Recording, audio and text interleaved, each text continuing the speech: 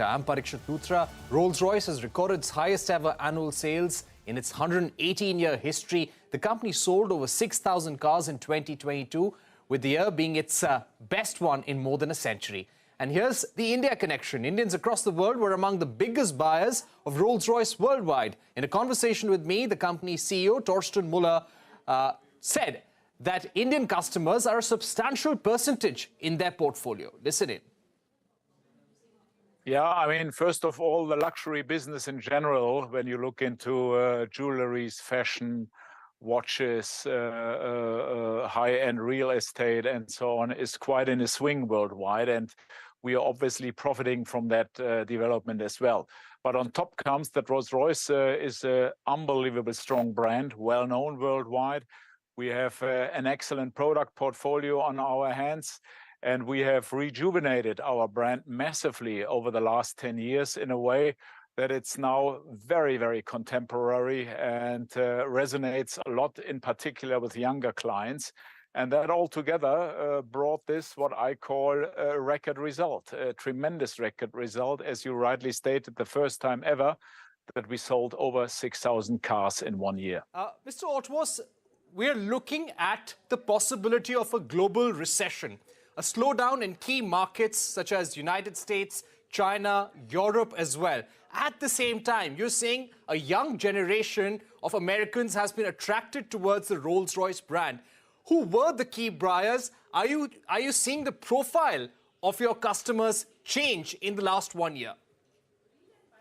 I mean, first of all, we haven't seen any decline in the markets you mentioned before. We have seen growth in all markets worldwide. There's only one little exception, and that is China, which by a fraction of percentage went down compared to the previous year. But again, still quite a record year. That's the second best ever year in China. But all other markets are definitely on new records. And I think that's a great achievement. And you asked for the clients. Yes, younger clients, obviously. There is a new way to generate wealth today than it used to be maybe 10, 15 years ago, where you needed machinery, real estate, whatever.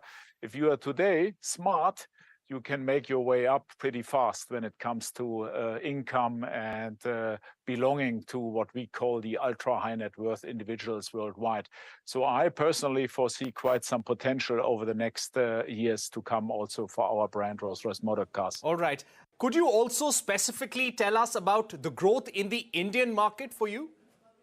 All right. Now, also we have seen in the Indian market definitely more sales last year than the year before. But I think for me important is, and that is, I think, a very important message, that we see a lot of Indian clients worldwide, be it in the Americas, be it in Middle East. So I'm not talking India only. I'm talking Australia. I'm talking our home market, the UK, where we see a lot of Indian clients. Indians, allow me to say that, love Rolls-Royce. And there is a long-standing tradition that harks back even into the Maharaja times for Rolls-Royce Motor Cars. So for that reason, we are strongly positioned in what I call a worldwide global Indian customer base, which is great. And I'm very grateful for that. All right. So you're saying that you have a strong global base among the Indian community worldwide. If I were to ask you today, how important or how big is the India market for you compared to all your other global markets? Or what percentage of sales are you getting from India at this juncture? What would that be? I mean, the Indian market in terms of geographical India is a pretty small market compared to other international markets. But the amount of Indian customers is substantial. I can't tell you the percentage number, but it's a substantial percentage number in our portfolio. Right. The Cullinan was the hottest or the biggest selling model for Rolls-Royce in 2022. Could you give us a sense of the product launches that you have in the pipeline for 2023? I mean, the lovely car you see behind me is Spectre, the world's first fully electric Rolls-Royce. And that car will come into client hands by the end of this year. So we are launching it. We will also showcase it to the international press this year.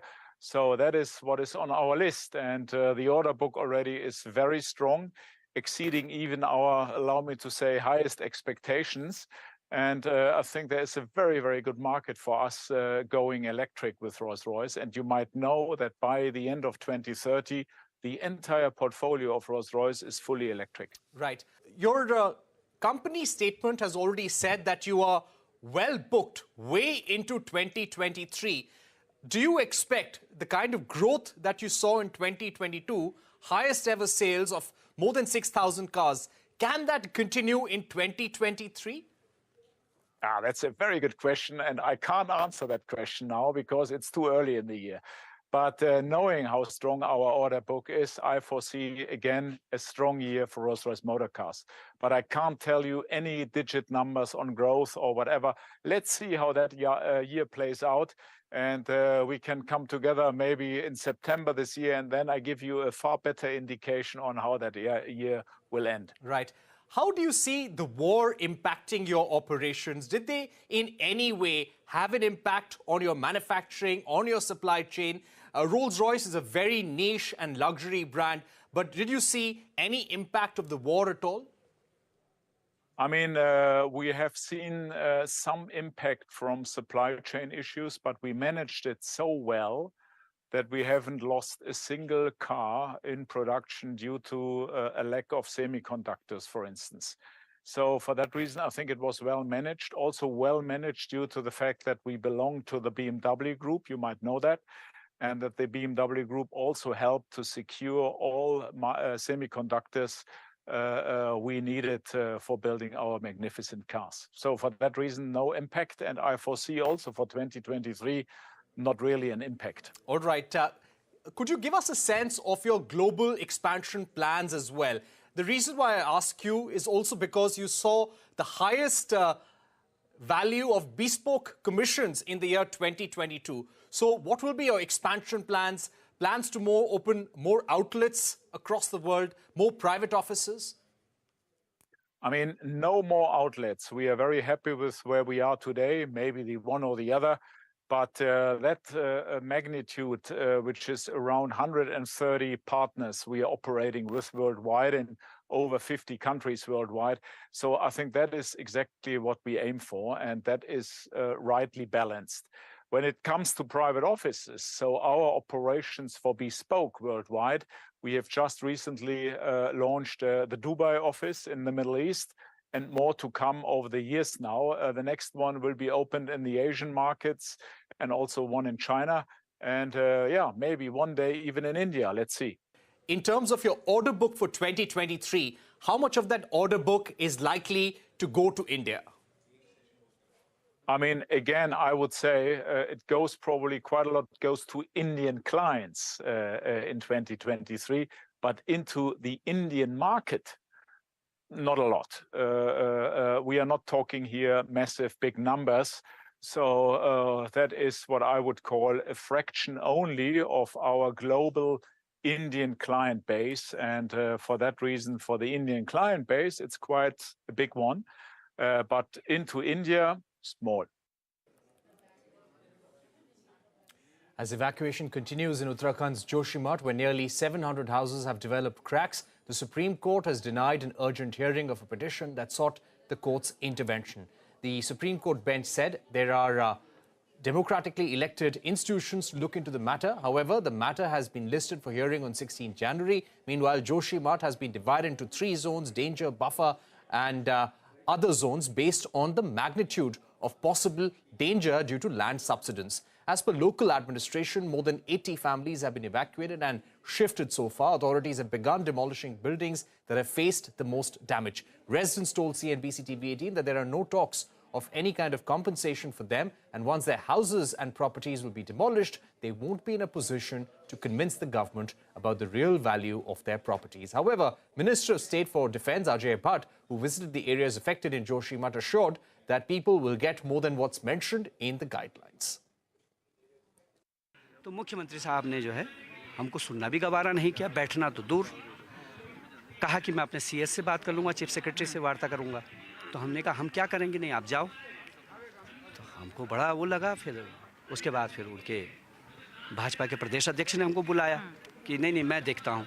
फिर उन्होंने हमारे साथ धोखा किया, तो फिर अब हमारा जो है सब्र का बांध छलक गया और तब आकर के हमने यहाँ 4 तारीख बड़ा प्रदर्शन हुआ। 1,500 लोगों ने मशाल जुलूस निकाला, जो सारे टीवी कैमरों ने दिखाया है, टीवी के चैनलों में दिखाया है। मतलब लेवल्स आपने सारे कवर कर लिए, एसडीएम से लेकर के सीएम। सर अभी जब जो है हमारा क्रोध इन्होंने, मतलब लोग क्या करेंगे इसके बाद, लोग सड़क पे आने की स्थिति में, तब जाकर के मशाल जुलूस निकला है। उसके बाद चक्का जाम लगा है, उसके बाद ये शुरू हुआ है। जोशीमठ के लोगों का कहना है कि जो सरकार फिलहाल सत्ता में है राज्य के लेवल पे, 2021 में पहली बार नवंबर में उन्होंने क्रैक्स देख लिए थे। उसके बाद कई बार अलग अलग लेवल पे लोकल एडमिनिस्ट्रेशन से उन्होंने शुरू किया था और मुख्यमंत्री साहब तक से मिले थे, लेकिन किसी ने उनकी बात नहीं सुनी, किसी के कान पे जू तक नहीं रेंगी। ये जोशीमठ के लोगों का कहना है। तो इस मामले में कोई एक्शन सेंट्रल गवर्नमेंट लेगी अब स्टेट गवर्नमेंट के उन लोगों पे जिन्होंने लापरवाही दिखाई है? देखिए, ऐसा कोई इंटेंशन नहीं था। मैं समझता इंटेंशन नहीं था सर, लेकिन हुआ तो ना। मैं समझता हूँ कि कोई इंटेंशन किसी का नहीं है कहीं पर भी। इत्तेफाक से मुझे अभी किन्हीं ने बताया, बहुत सीनियर आदमी है, कि हमारे यहाँ क्रैक आते रहती थी, हम पैच कर देते थे, कोई खास बात नहीं, पहाड़ में आते रहता है, ये उन्होंने मुझे बताया। लेकिन इतना सीरियस होगा किसी को पता नहीं था। ये तो सीरियस तो तब हुआ जब इस बार हुआ है, और जो देखते थे, हमारे लोग देखते भी थे वहाँ, ऐसी बात नहीं है। नगर पालिका हमारी देखती थी, सारी चीज़ें देखती थी। अब जो हुआ उस पर हम पीछे न जाकर आगे कैसे ठीक करें, हम ये देखना है। और जब भूगर्भ शास्त्री अपनी रिपोर्ट देंगे तभी हम किसी चीज़ पर कोई कमेंट कर पाएंगे, क्योंकि हम लेमैन है इस विषय में। स्पेशलिस्ट तो भूगर्भ शास्त्री हैं। करेक्ट, स्पेशलिस्ट वो है। सर आपने कहा इंटेंशन नहीं था, बिल्कुल मान लिया, कोई किसी भी सरकार का इंटेंशन लोगों को तकलीफ देना, उनकी जान माल को नुकसान पहुंचाना तो होता ही नहीं है। लेकिन लापरवाही एक एंगल है जो कि जोशीमठ के लोगों का कहना है कि दिखाई गई पूरे 1 साल से ज्यादा वक्त तक, स्थानीय प्रशासन से लेकर के मुख्यमंत्री तक। तो अब उसके लिए किसी को तो आंसरेबल होना पड़ेगा ना सर। इतने सारे लोग जो हैं उनकी जान पे बनाई है, आंसरेबल कौन है, जवाबदेही किसकी? देखिए, पहले क्या हुआ उस ओर न जाते हुए आगे सारी जिम्मेदारी हम लेते हैं, सरकार ले रही है। सरकार की तरफ से मैं कह रहा हूं, मैं विश्वास दिलाता हूं, किसी को कोई परेशानी होने ही नहीं देंगे। जो हुआ अनहोनी टाली नहीं जा सकती है। एवरीथिंग इज प्रीडेस्टाइन्ड, सब पूरे निर्धारित है। सर ये तो सुनने बोलने में अच्छा लगता है कि किसी को कुछ नहीं कर सकते, अनहोनी नहीं टाल सकते, लेकिन एक एग्जाम्पल सेट करने वाली बात भी होती है। आज अगर जिन लोगों ने लापरवाही दिखाई है उन पे एक्शन नहीं होता, और ये जोशीमठ के लोगों का क्लेम है कि लापरवाही दिखाई गई, मेरा नहीं है, लोगों का कहना है। तो अगर आज जिन लोगों ने लापरवाही जोशीमठ के लोगों के मुताबिक दिखाई है, उन पे आज अगर कोई एक्शन नहीं होता है, तो क्या गारंटी है कि भविष्य में बाकी कोई और जगह, कहीं और कोई जोशीमठ नहीं बनेगा जहां सरकार ध्यान नहीं देगी? देखिए, कुछ चीज़ों को बढ़ा के कोई फ़ायदा नहीं होने वाला है।